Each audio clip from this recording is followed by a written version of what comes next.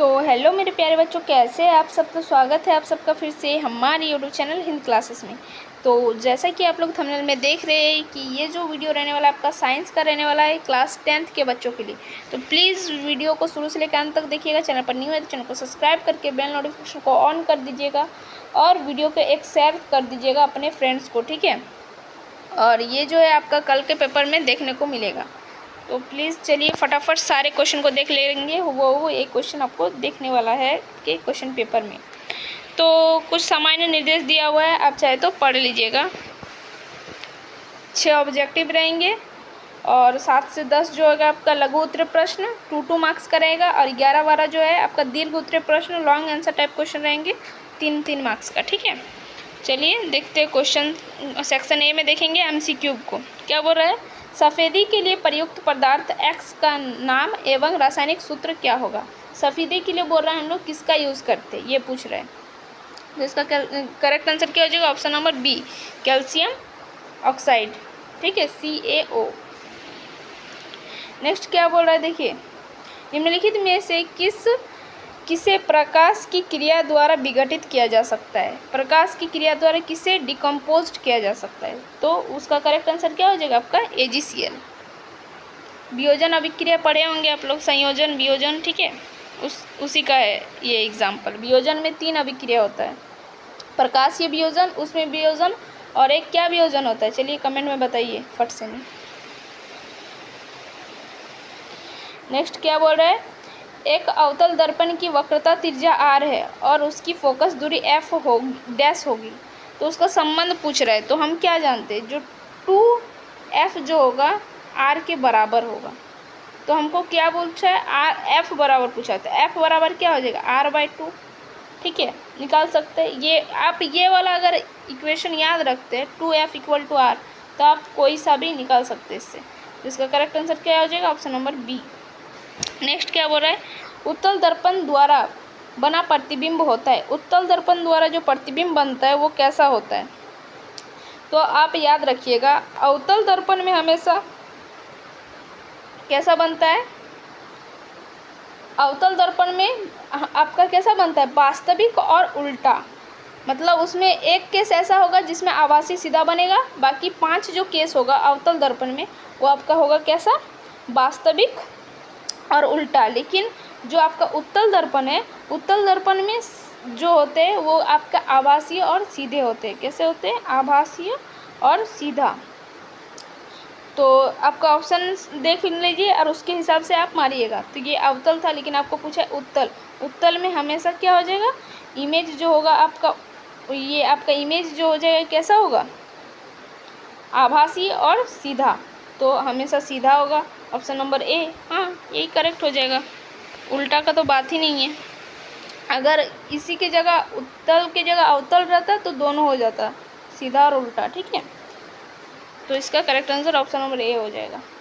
Next क्या बोले, पत्तियों की सतह पर पाए जाने वाले जो सूक्ष्म छिद्र होते हैं, ठीक है, उस पर जो पोर होते हैं, टीनी पोर्स जो होते हैं, उसको क्या कहते हैं। तो उसको हम लोग स्टोमेटा कहते हैं, रंध्र कहते हैं, ठीक है। Correct answer option number B. Next question कर चलते फटाफट।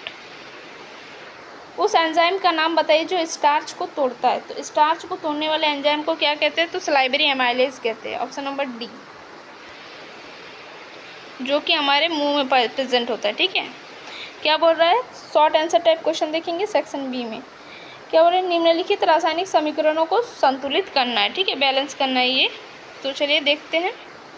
और क्या बोल रहा है, जब लोहे की कील को जो बोल रहा है, जब लोहे की कील को कॉपर सल्फेट के विलयन में डुबाया जाता है तो विलयन का रंग क्यों बदल जाता है। ये आपसे क्वेश्चन पूछ रहा है। क्वेश्चन नंबर 9 पूछ रहा है, अवतल दर्पण में बने हुए प्रतिबिंब का एक स्वच्छ किरण आरेख खींचिए जब वस्तु किसके बीच हो, जब वस्तु को फोकस और वक्रता केंद्र पर के बीच रखा गया है, ठीक है। तो इस तरह से आप एक अवतल दर्पण बनाएंगे और इसका इमेज भी देख लीजिए, इधर फोकस है, इधर ये है, और इसको रखने बोला है फोकस और वक्रता केंद्र। माने कहीं यहाँ पर ऑब्जेक्ट रहेगा तो ये वाला कहाँ पर बनेगा, तो सी से परे बनेगा। कहाँ बनेगा, सी से परे, माने सी से दूर, इधर कहीं इमेज फॉर्म होगा, ठीक है। तो दिखाते हैं इसको भी। क्या बोल रहे, पोषण की परिभाषा दे। स्वपोषी पोषण एवं विषमपोषी पोषण में कोई एक अंतर बताइए। ये भी ठीक है क्वेश्चन। और section number C long answer type question देखेंगे। वियोजन अभिक्रिया और संयोजन अभिक्रिया के विपरीत क्यों कहा जाता है। और दूसरा क्वेश्चन नंबर 12 क्या बोल रहा है, आभासी और वास्तविक प्रतिबिंब में कोई 3 अंतर लिखना है। ठीक है, तो चलिए फटाफट सारे का आंसर देख लेते हैं। तो चलिए इसको पहले समीकरण को संतुलित करते हैं। तो यहाँ देखिए 2f है तो इधर भी 2f है। ठीक है, इधर S1 है, इधर S2 है, तो यहाँ 2 लगा देंगे तो इधर ऑक्सीजन कितना हो गया, इधर आपका यहाँ 2s है तो इधर 2s हो गया। अब ऑक्सीजन यहाँ 8 है, 4 दूनी 8, तो इधर ऑक्सीजन आपको गिनना है कितना है, 3 3 और 4 कितना हुआ 7। नहीं, इधर तो आपका एक S है सल्फर। रुकिए 1 सेकेंड, देखिए 2Fe 2Fe बैलेंस है, 2S 1 1 2S। ठीक है, इधर 8 ऑक्सीजन है, इधर आपका कितना ऑक्सीजन है, 3 3 6 और दूनी 8, तो ये तो आपका बैलेंस ही है। ये जो इक्वेशन आपका क्या है, बैलेंस ही है। ठीक है, तो ये आपका इस तरह से बैलेंस किया हुआ है। नेक्स्ट चलिए देखते हैं। तो देखिए यहाँ इसको बैलेंस करके बताते हैं आपको। यहाँ 2Fe है तो यहाँ 2 दे दिए, 2S हो गया, 2S हो गया, ऑक्सीजन बैलेंस हो गया। ये आप देख लीजिएगा बैलेंस हो गया इक्वेशन।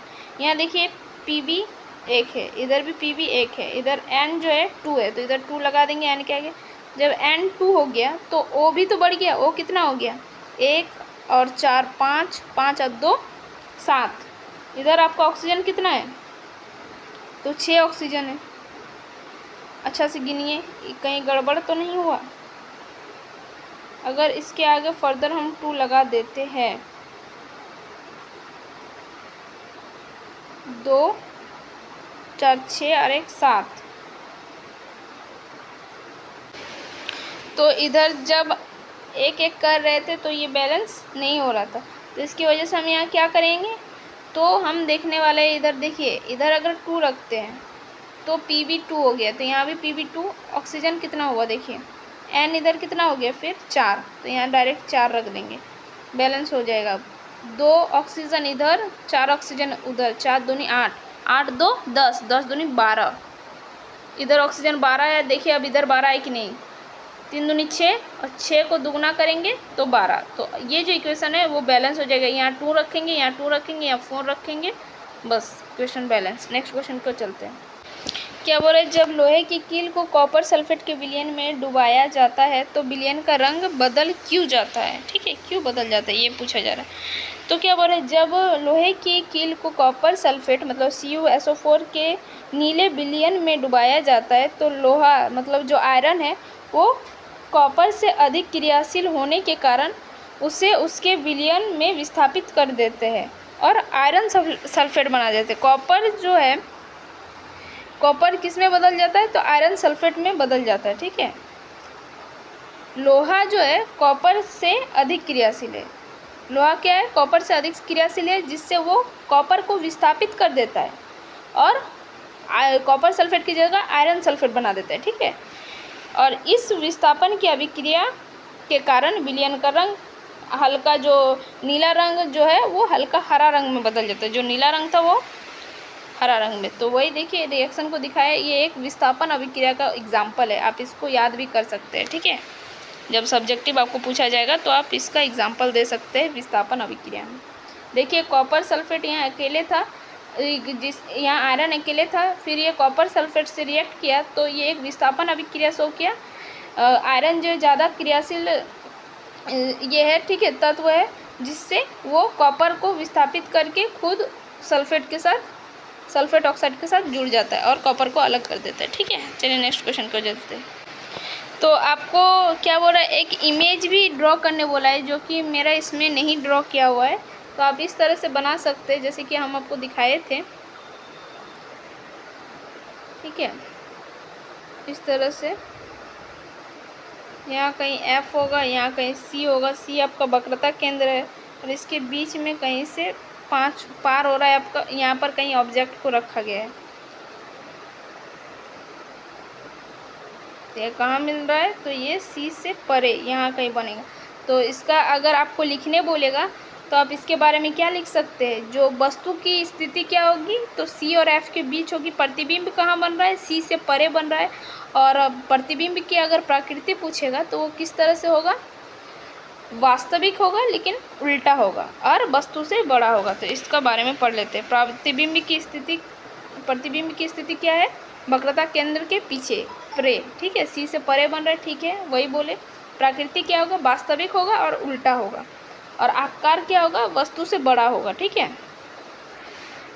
नोट क्या है इसके लिए? आपको एक आरेख रेखा बनाना होगा जिसमें किरण सी के पीछे मिलता हुआ दिखाई देगा, ठीक है। इस तरह से आप बना लीजिएगा जैसा हम दिखाएं। पोषण की परिभाषा दे। स्वपोषी पोषण एवं विषमपोषी पोषण में कोई एक अंतर बताने बोल रहे हैं।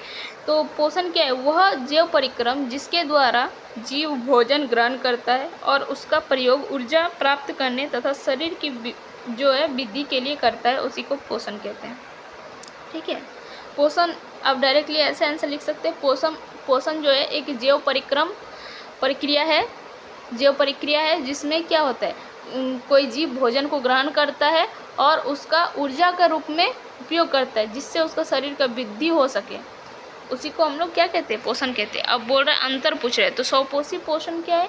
इसमें जीव अपना भोजन स्वयं बनाता है, जैसे कि हरे पेड़ पौधे, वो स्वपोषी पोषण का एग्जाम्पल है।